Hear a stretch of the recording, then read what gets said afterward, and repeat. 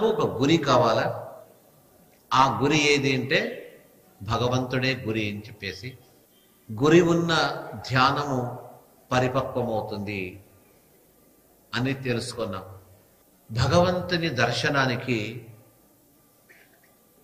ధ్యానమూలం భగవద్దర్శనం అంటారు. ధ్యానమూలం అంటే ధ్యానము ద్వారా భగవంతుని దర్శనం చేసుకోవచ్చు.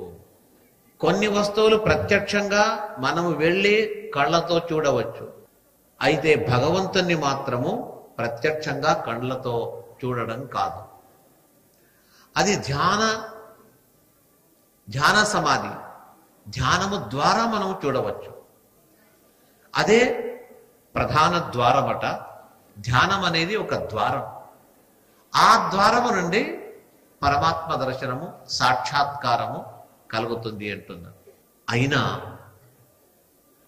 ఆ ధ్యానమునందు నేరుగా భగవంతుడు కళ్ళకు అగుపించడు. అది కూడా ఒకటి గుర్తుపెట్టుకోవాలి. ధ్యానము ద్వారా భగవంతుని దర్శనము చేసుకోవచ్చు అని చెప్పినప్పటికీ కూడా ఆ ధ్యానము ద్వారా నేరుగా కాదు. అంటే ఎలా చూస్తాం అన్నట్టయితే, ఒక ప్రతిమ, ఒక విగ్రహం, ఒక మూర్తి, ఆ మూర్తిని చూస్తూ, విగ్రహాన్ని చూస్తూ భగవంతుని ధ్యానం చేయాలి. ఆ ధ్యానములో కూర్చున్నప్పుడు కూడా ఈ మూర్తి, ఈ విగ్రహమే మనకు ఒక మాధ్యమం అని. తిరుపతికి వెళితే వెంకటేశ్వర స్వామి ఉన్నాడు, అతన్ని ధ్యానిస్తాం, నమస్కరిస్తాం. మనకు వెళితే కనిపించేదేమి? వెంకటేశ్వరుని విగ్రహం. ఇది స్వయం వ్యక్తం అనుకోండి. ఇంకెక్కడైనా ప్రతిష్ఠ చేసినటువంటి విగ్రహమే మనము చూస్తాం. లేదా చిత్రములు, చిత్రించిన చిత్రములను చూస్తూ భగవంతుణ్ణి ధ్యాన మూలంగా, ధ్యానము ద్వారా దర్శనం చేసుకుంటాం. అది భగవత్ సాక్షాత్కారం తర్వాత, బ్రహ్మ సాక్షాత్కారం తర్వాత నేరుగా దేవుణ్ణి చూడవచ్చు. అయితే అంతవరకు మనకు ఒక మాధ్యమం ఏది అన్నట్టయితే, ధ్యానానికి భగవంతుని విగ్రహమే మనకు ఒక మాధ్యమం. అది ముఖ్యంగా మనము గుర్తు పెట్టుకోవాలా. ఈ ధ్యానోపాసన అని ఉంది కదా, ఇది 2 రకాలు. ఏ విధంగా అంటే 2 రకాలు ఏదంటే స్థూల ఉపాసన, సూక్ష్మ ఉపాసన అని చెప్పేసింది. ఏమి స్థూల ఉపాసన, సూక్ష్మ ఉపాసన అన్నట్టయితే, స్థూలం అంటే ఏమి? పెద్దగా బాగుగా అగుపించేది స్థూలం, చాలా చిన్నగా అగుపించేది సూక్ష్మము. స్థూలోపాసన అంటే ఎలా చేయాలా? శుక మహర్షి దీన్ని చెప్తూ ఉన్నారు ఈ విషయాన్ని. ఆ పరమాత్మ సృష్టి కాలములో సృష్టించినటువంటి ఒక స్థూల విగ్రహం ఉంది, దాన్నే బ్రహ్మాండం అని పిలుస్తారు. బ్రహ్మాండము అందరు విని ఉంటారు. ఆ బ్రహ్మాండం ఎలాగ ఏర్పడింది? అందులో ఎన్ని భాగాలు ఉంటే 14 లోకాలే కలిస్తే అది బ్రహ్మాండము. 14 లోకాలు అంటే క్రింద ఉన్నటువంటి పాతాళము నుంచి పై భాగంలో ఉండే సత్యలోకము అని చెప్పేసి ఉంటుంది. 14వ అంతస్తు, మొత్తము పాతాళం నుంచి పై భాగం వరకు ఉండే బ్రహ్మాండం. ఆ బ్రహ్మాండమే భగవంతుని స్థూల విగ్రహం. అదొక ప్రతిమ. అంటే ఈ బ్రహ్మాండము నిండా ఆ పరాత్పరుడు నిండి ఉన్నాడు. ఆ నిండి ఉన్న పరమాత్మని మనము ఒక్కొక్క అవయవాన్ని గుర్తిస్తూ ఆ అవయవం యొక్క మహత్వాన్ని తెలుసుకుంటూ ధ్యానం చేయాలి.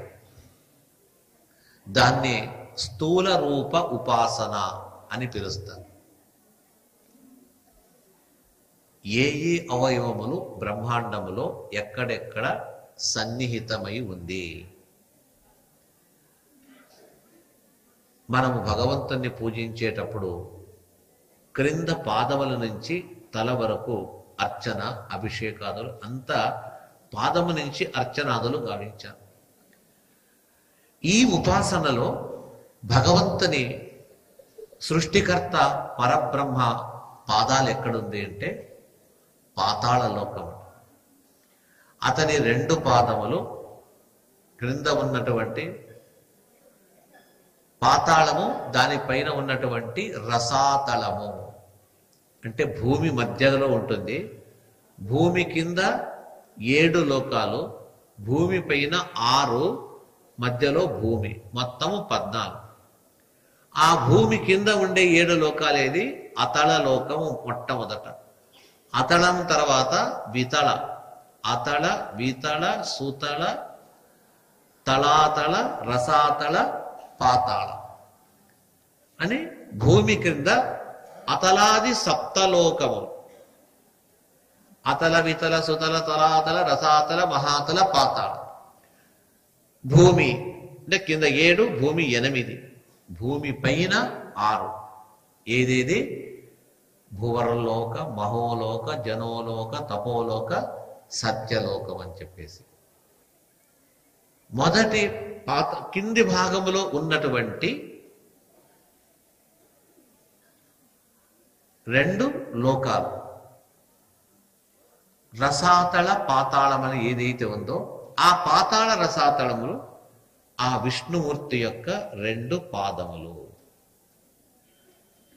ఆ పైన ఉండే 2 లోకాలు మోకాళ్ళు, ఆ పైన ఊరు తొడ భాగములు, ఆ తర్వాత నాభిస్థానము, ఆ తర్వాత వక్షస్థలము, 2 బాహువులు, కంఠము, ముఖము, లలాటము, శిఖస్థానము, తల భాగం, సత్యలోకం వచ్చేసి తల. ఆయా లోకాల్లో భగవంతుని ఈ అవయవాలు అందులో సన్నిహితమై ఉంటుంది. మొత్తము ఆ బ్రహ్మాండమంతా చేరితే ఆ పరబ్రహ్మ యొక్క స్థూల విగ్రహము, దాన్ని ఉపాసన గావించండి అని స్థూలోపాసన. ఇక సూక్ష్మ ఉపాసన అన్నట్టయితే మన హృదయాకాశములో అనురూపంగా దోషయుక్తమైన మన దేహంలో, జీవులంటే దోషయుక్తులు, అలాంటి వారి యొక్క హృదయంలో దోషరహితుడు, నిర్దోషి అయినటువంటి ఏ దోషము లేకుండా సచ్చిదానందమూర్తి, జ్ఞానానంద దేహము కలిగిన ఆ భగవంతుడు లోపల సూక్ష్మ రూపంగా ఉంటాడు. ప్రతి ఒక్క జీవి యొక్క హృదయములో ఆ భగవంతుడు అతి సూక్ష్మంగా ఉంటాడు. మన అంతర్యామిగా, అంతరంగమున అంతర్యామిగా ఆ భగవంతుడున్నాడని తెలిసి అంతర్యామి పరమాత్మని ధ్యానం, సచ్చిదానంద ఆత్మ అనే రూపంతో అతన్ని ధ్యానము చేయాలి. ఇది అత్యంత సూక్ష్మ రూప ఉపాసన. ఇలాగా స్థూల, సూక్ష్మ అనే 2 రకములైన ఉపాసనలు ఎవరైతే ముక్తిని అపేక్షిస్తారో, ఈ సంసారాన్ని దాటి వెళ్ళాలనుకుంటారో వారు ఈ రీతి అయినటువంటి ఉపాసనను చేయాలి అనే ఉపాసనా భాగాన్ని శుక మహర్షి పరీక్షితుకు చెప్తూ వస్తున్నారు. కాకపోతే ఈ ఉపాసనలో కొద్దిగా సూక్ష్మంగా మనం కొన్ని అంశాలను గుర్తుంచుకోవాలి. ఈ ఉపాసన విషయంలో ఏదైనా తప్పితే ఫలితము కూడా తప్పిపోతుంటుంది. ధ్యానానికి ప్రతిమ కావాలని చెప్పాం కదా. ధ్యానము ద్వారా భగవంతుణ్ణి మనము దర్శించుకుంటాము. ఆ ధ్యానములో నేరుగా భగవంతుడు మనకు అగుపించడు. అతని యొక్క రూపము, ఆ ఆకారము దాన్ని మన ఊహకు, మన బుద్ధికి అగుపించాల, గోచరం కావాలి. కాబట్టి ఒక ఆకారాన్ని నిర్మించుకొని ఆ ఆకారాన్ని చూస్తాం. దాన్నే ప్రతిమ, విగ్రహము అని అంటాం. దాన్ని చూస్తూ ఉపాసన చేయాలి. అంటే ఆ రాతి విగ్రహము, లోహ విగ్రహము ఏదైతే ఉంటుందో ఆ విగ్రహమే భగవంతుడని కాదు. అది విగ్రహం ఎప్పుడూ భగవంతుడు కాదు. విగ్రహము కాదు కానీ విగ్రహము లోపల భగవంతుని సాన్నిధ్యం ఉంటుంది. ఒక గుడిలో విగ్రహము ప్రతిష్ఠ కావడం కంటే ముందుగా అక్కడేమీ ఉండదు. గుడి కట్టాలా అని ఒకడు అనుకున్న తర్వాత గర్భగుడి ఎక్కడ కట్టాలా, ప్రాకారం ఎక్కడ ఉండాలా, వంట చేసే నైవేద్యం చేసి ఎక్కడ ఉండాలా, బావి ఎక్కడ ఉండాలా, ఇవంతా చూచి విగ్రహానికి ఆర్డర్ ఇస్తారు. తిరుపతికో ఇంక కంచికో ఎక్కడో ఆర్డర్ ఇస్తారు. ఇలాంటి శిల కావాలంటే వాళ్ళు పోయి ఎక్కడో పర్వతంలోనో ఎక్కడో ఆ శిల వెతుక్కొని తీసుకొస్తారు. శిలతో విగ్రహాన్ని బాగా శిల్పికి ఇచ్చి విగ్రహం తయారు చేసిస్తారు, తర్వాత పెడతారు. అంటే మన కళ్ళ ఎదుటనే ఏదో పర్వతంలో దాగి ఉన్న ఒక రాతిని ఒక విగ్రహంగా మార్చి ప్రతిష్ఠ చేస్తారు. మళ్ళా ఆ రాతి విగ్రహమే భగవంతుడు ఎట్లవుతాడు? జడమైన విగ్రహము భగవంతుడు కాదు. అయితే ఇది వ్యాస భగవానులే తమ మరొక గ్రంథమైన బ్రహ్మసూత్రములనే వేదాంత గ్రంథములో వాళ్ళు చెప్తారు. ప్రతిమను ఎప్పుడూ కూడా అదే సాక్షాత్ భగవంతుడని కాదు, ప్రతిమ లోపల మంత్రశక్తిచే భగవంతుని ఆ మూర్తి ప్రతిష్ఠ చేసేటప్పుడు కళాన్యాసమని చేసి మంత్రముల చేత ఆ భగవంతుని కళను లోపల ఆహ్వానం చేసి యజ్ఞములు హోమం చేసి కుంభాభిషేకం చేసి అందులో ఆ ప్రతిమ కళ లోపల వచ్చేటట్టుగా చేస్తే బయట ఉండే రాతిగా ఉండే పడి ఉన్నప్పుడు అందరూ కాళ్ళ పెట్టి తిరుగుతూ ఉంటారు. లోపల వచ్చిన తర్వాత చేతులు జోడించి నమస్కరిస్తారు. దేనికి? రాతికి కాదు. ఆ రాతి లోపల ఒక సాన్నిధ్యాన్ని చేకూర్చిన మంత్రజ్ఞులు, వేదజ్ఞులు, వేద పండితులు కుంభాభిషేకాదులు యజ్ఞములు చేసి ఆ లోపల ఆ విగ్రహం లోపల ఒక దివ్యమైన సాన్నిధ్యాన్ని కలిగించేటట్టుగా చేసిన తర్వాత అది మన ధ్యానానికి ఒక మూర్తి అవుతుంది. అందుకే వ్యాస భగవానులే బ్రహ్మసూత్రములో అంటారు, ప్రతీకే నహి సహ. ప్రతీకములో ఎప్పుడు ఆ ప్రతీకం అంటే ప్రతిమనే నేరుగా దేవుడని భావించరాదు. ఎందుకంటే జడమైన రాయి. మనం ఎవరినైనా తిట్టేటప్పుడు ఏం రాతి వలె ఉన్నావు అంటాం, స్తంభం వలె నిలబడినావు కదా. చైతన్యము లేక బుద్ధి విహీనమైన పనులు చేసినప్పుడు అతన్ని రాయి అని తిడుతారు. అలాంటి రాతిని దేవుడే, రాతియే దేవుడు అని చెప్పేసి భావించడము తప్పు. అయితే దాని లోపల భగవత్ సాన్నిధ్యం ఉంది. మన ప్రతి రాయి ఎందుకు పెట్టాలన్నట్టయితే మనకొక ధ్యానానికి, మన ఊహకు ఒక గోచరం కావాలి. వెంకటేశ్వర స్వామి ఎలాగుంటాడు, గోపాలకృష్ణుడు ఎలాగుంటాడు. శాస్త్రంలో గోపాలకృష్ణుని ఆకారం ఇట్లుంటుందని ఆ శ్లోకముల్లో చిత్రించి ఉంటారు. వెంకటేశ్వర స్వామి ఇలాగుంటాడని, పాండురంగ స్వామి ఈ విధంగా ఉంటాడు. మన మంత్రానికి, ధ్యాన శ్లోకానికి ఒక ఆకారం కావాలి కాబట్టి ఆ ప్రతిమను నిర్మించుకొని ఈ విధంగా దేవుడు ఉంటాడు అని భావన చేత ఉపాసన చేయాలి. కొందరు విగ్రహము లేక ఒక చిత్రాన్ని చూస్తారు. చిత్రమును చూచి ఫోటో అంటాం, దాన్ని ఉపాసన చేస్తాం. ఏది లేకున్నా కూడా కళ్ళు మూసుకుంటే కూడా కొందరికి అగుపిస్తుంది అంటారు. అది ఏమది? మనము చూచిన ఎంతో కాలం దాన్ని చూచి మన యొక్క మనోమందిరంలో ముద్రితమైపోయి ఉంటుంది కదా. కళ్ళు మూసుకున్నా ఆ కృష్ణుడు ఎలాగున్నాడు, ఈ విధంగా చక్కటి తన యొక్క చేతులలో వేణువును పట్టుకొని పక్కన గోవునుంచుకొని ఆ గోపాలకృష్ణుడు ఇలాగున్నాడు అని ఆ మంత్రంలో చెప్తే అదే భావన తలలో వచ్చి కళ్ళు మూసుకున్నా కూడా ఆ చిత్రమే ఎదురుగా వస్తుంది. మనకి చిత్రం అనేది మన ఊహ ధ్యానానికి ఒక ఆకారం కావాలి కాబట్టి అలా ఉపాసన చేయాలా, చేస్తాం. ఈ విధమైన ఉపాసన చేస్తూ చేస్తూ చేస్తూ భగవత్ సాక్షాత్కారం తర్వాత మన ఉపాసనకు ఇప్పుడు ఋషులు మునులున్నారు, వాళ్ళకు విగ్రహం వద్దు, చిత్రం వద్దు, ఏమొద్దు. వశిష్ఠ మహర్షి, శుక మహర్షి, అతడు ధ్యానం చేయాలా, భగవంతుని చూడాలనుకంటే మన వలె ఒక ప్రతిమ వద్దు వారికి. తపస్సమాధిలో కూర్చుంటే ఆ భగవంతుడే నేరుగా వచ్చి వారికి ఆ రూపాన్ని ఇచ్చి పూజ చేసేంత వరకు ఆ రూపాన్ని తమ వారి ఎదుట నిలబెడతాడు. ఆ ఒక స్థితి రావాలంటే మనకు ఎన్నో కోటి కోటి జన్మలు కలుగుతుంది. అలా ఉన్నప్పుడు వచ్చినప్పుడు నేరుగా భగవంతునే పూజించవచ్చు. అంతవరకు ఒక ప్రతిమ అనే మాధ్యమము, తద్వారా భగవద్ దర్శనము చేసుకోవాలి. అందుకే ధ్యానమునకు మూలము ఒక ఆకారము. ఇలాంటి ఆకారము, ఈ ఒక దృశ్యము చూస్తూ మనం ధ్యానం చేస్తాం. ఆ విధంగా చేయాలని చెప్పేసి మనకు చెప్తూ, ఈ ఉపాసననే ఇంకా కొన్ని దాంట్లోనే ప్రభేదాలు. ధ్యానములోనే 4 ప్రభేదాలు.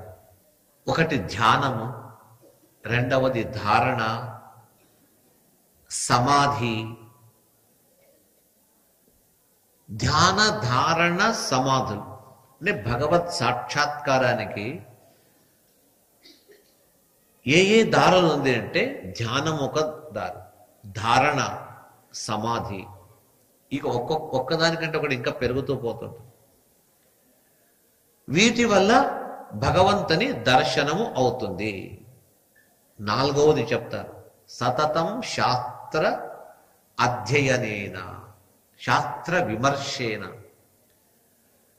ఆ భగవంతుని మహిమతో కూడిన శాస్త్రములను గురు శిష్యులు లేదా అందరూ పండితులు కలిసి చర్చాగోష్ఠి చేస్తూ ఆ భగవంతుని మహిమ ఎక్కడేం చెప్పారని చెప్పేసి అవంతా చర్చిస్తూ కూర్చుంటే కూడా వారికి భగవంతుని సాక్షాత్కారం అవుతుంది అని. భగవత్ సాక్షాత్కారానికి ఈ ప్రభేదములుంది అని చెప్పేసి ధ్యాన, ధారణ, సమాధి, శాస్త్రాధ్యయనము అని 4 మార్గాలను చెప్పారు. ఈ 4ంట్లో దాన్ని గురించి ఇంకా విశేషంగా ధారణాన్ని దేనికంటారు, సమాధి అవస్థ అనేది ఏది, ఏ విధంగా ఆ అవస్థలకు వెళతారు అనేది, దీన్నంతా కూడా మరలా మనం ఒకసారి తర్వాతి ప్రవచనంలో ఈ విభాగాన్ని అంతా కూడా మళ్ళా తెలుసుకుంటాం. అనురాగానికి అమ్మ ఆదర్శం, ఆరోగ్యానికి Shri Sai homeo stores and clinic. అనుభవం, అర్హత, అంకిత భావం కల డాక్టర్లచే చికిత్స. అన్ని రకాల ఆరోగ్య సమస్యలకు నమ్మకమైన ఎంపిక Shri Sai homeo stores and clinic. Diabetes, కీళ్ల నొప్పులు, సయాటికా, వెన్నుముక సమస్యలు, థైరాయిడ్, నిద్రలేమి, మానసిక సమస్యలు, ఋతు సమస్యలు, అన్ని రకాల దీర్ఘకాలిక వ్యాధులకు ప్రత్యేక హోమియో వైద్యం. అందరికీ అందుబాటులో అంతర్జాతీయ హోమియో వైద్యం Sri Sai homeo stores and clinic. మీ ఆరోగ్య సమస్య ఏదైనా ఇప్పుడు పరిష్కారం సాధ్యం. సైడ్ ఎఫెక్ట్ లేని వైద్యంతో సంపూర్ణ ఆరోగ్యం కొరకు సంప్రదించండి Sri Sai homeo clinic and stores, Bhavani Nagar, Ambedkar Nagar road, old Alwal, Secunderabad. సంప్రదించాల్సిన ఫోన్ నంబర్స్ 9000751751 మరియు 9000422525.